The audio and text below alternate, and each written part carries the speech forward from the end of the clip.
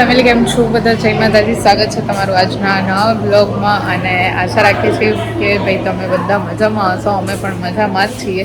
બીજું એક વાત એ હતી કે ભાઈ ઘણા લાંબા ટાઈમ પછી આપણે બ્લોગ આજે પાછો ફરી સ્ટાર્ટ કર્યો છે.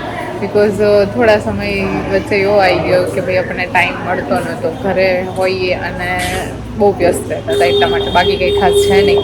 તો કીધું આજે ચલો ફરીથી હવે લાંબો ટાઈમ થયો ને તો બ્લોગ ચાલુ કરવો છે. એટલે બને એવું કે ભાઈ સવારે આપણે કામમાં હોય ને પછી બ્લોગ સ્ટાર્ટ ના થયો હોય અને સેકન્ડ બપોર પછી પાછું ફરી કંઈક આવી જાય ને પછી થોડુંક એમ થઈ જાય કે ભાઈ હવે નહીં મેળ આવે તો નથી બનાવો એટલા માટે. બાકી તો કંઈ આપણે ખાસ રીઝન છે નહીં. તો સ્કૂલે છીએ આપણે અને આજે પાછું ફરી છે ને સ્કૂલમાં રથયાત્રાનું સેલિબ્રેશન થઈ રહ્યું છે, અત્યારે ચાલુ જ છે. અને હવે સૌથી પહેલાં હું તમને અત્યારની જે ઝલક છે રથયાત્રાના સેલિબ્રેશનની એ તમને શેર કરું. તો જોઈ લો ઝલક અને પછી આપણે ફરીથી મળીએ. ચલો.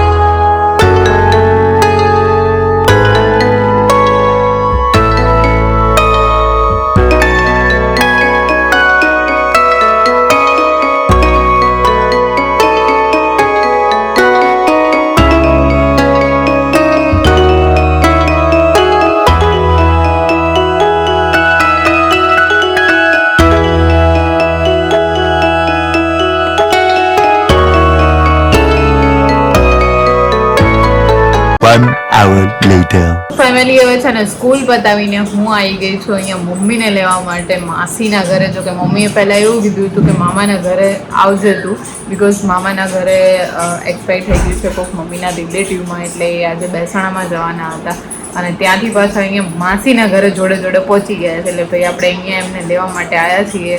હવે જોઈએ કેટલી વાર છે, પછી ક્યારે ઘરે જવાનું છે કંઈ ખબર નથી. મમ્મી સાથે વાત કરી લઈએ.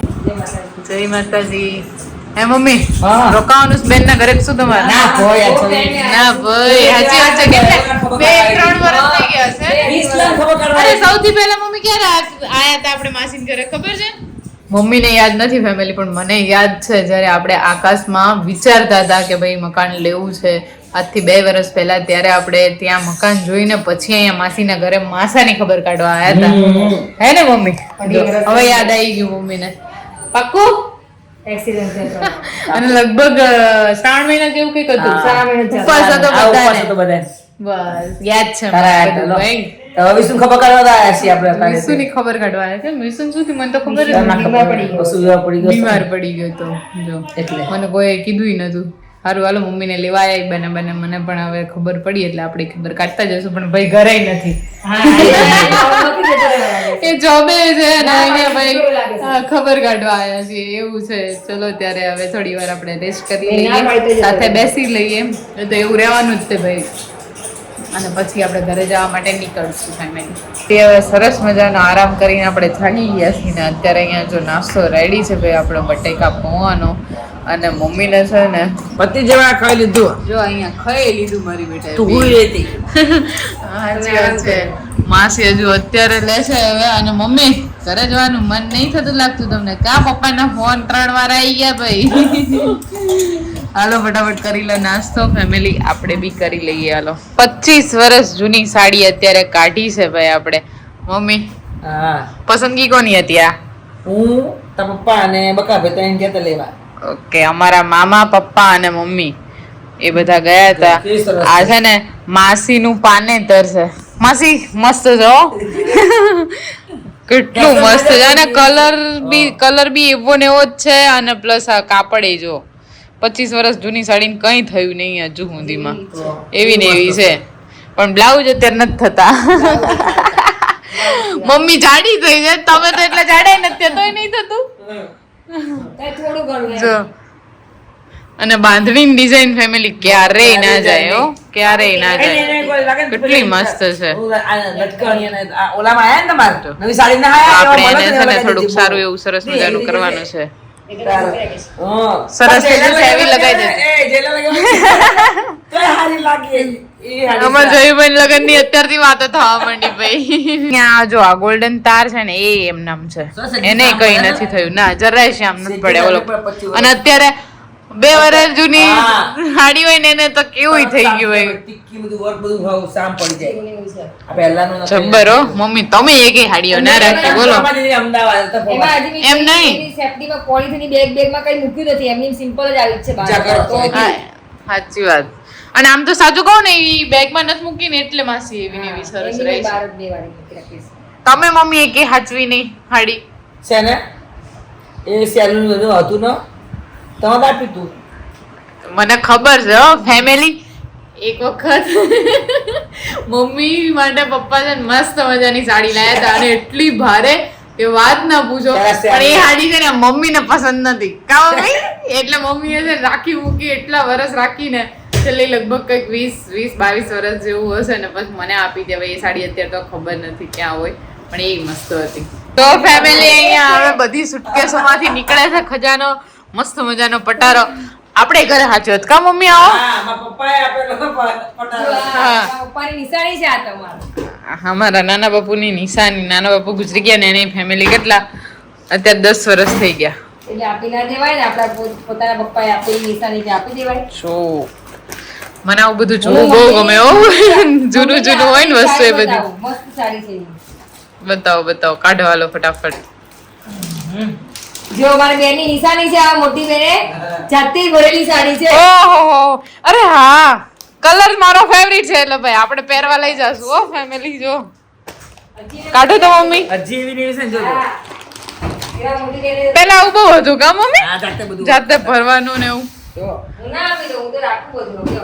જો તો આ પહેરો તો તમે. મને તો આપશો જ પહેરવા. આમ જો અરે વાહ, એ આમ જો ફેમિલી. ચાલ ના દીવે, મૂકી રાખીશ બધી સાડીઓ.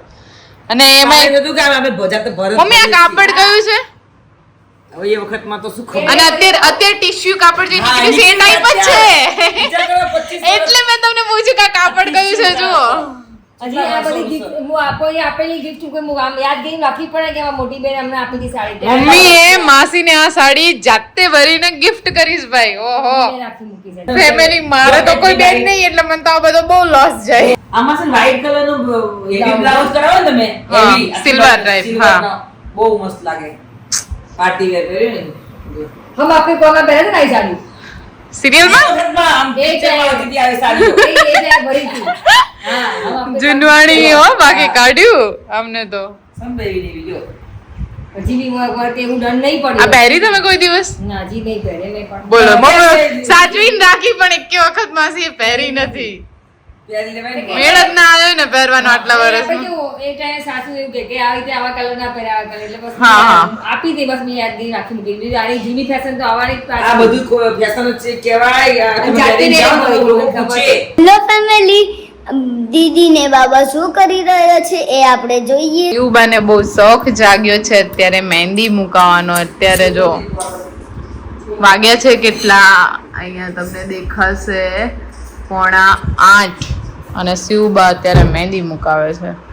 ક્યાં જવું છે તારે મહેંદી મુકાઈને? અને એ તો કાલના બ્લોગમાં તમને ખબર પડી જશે. કાલના બ્લોગમાં તમે કન્ટિન્યુ જોજો. બન્યા રહેજો. રેડી છે મહેંદી. બહુ શોખ છે હો મારા આને. એન મમ્મીને છે ને જરાય મહેંદી ગમતી નથી અને આને મહેંદી બહુ ગમે છે. પાછળ ના મૂકી દીધી ને એટલે આમ બતાવે છે. બહુ ચાલાક. તો ફેમિલી, આજનો અમારો આ બ્લોગ ગલી કરે સારી. આજ જો તને બ્લોગમાં નહીં લઉં હો, પછી એવું કરીશ તો કેવો લાગ્યો ફેમિલી આજનો અમારો બ્લોગ? જરા કોમેન્ટમાં કહેજો. બ્લોગ ગમ્યો હોય તો શું કરવાનું છે શિવબા? લાઈક, સબસ્ક્રાઇબ, કમેન્ટ કરતા જજો. અને ચેનલ પર નવા હોય તો જલ્દીથી સબસ્ક્રાઇબ કરીને બેલ આઇકનને ઓન કરજો એટલે અમારા બ્લોગ છે તમને આગળ મળતા જોવા રહે. મળશે. તો મળીશું હવે ફરીથી આપણે નવા એક બ્લોગ સાથે ફેમિલી. ત્યાં સુધી જય માતાજી.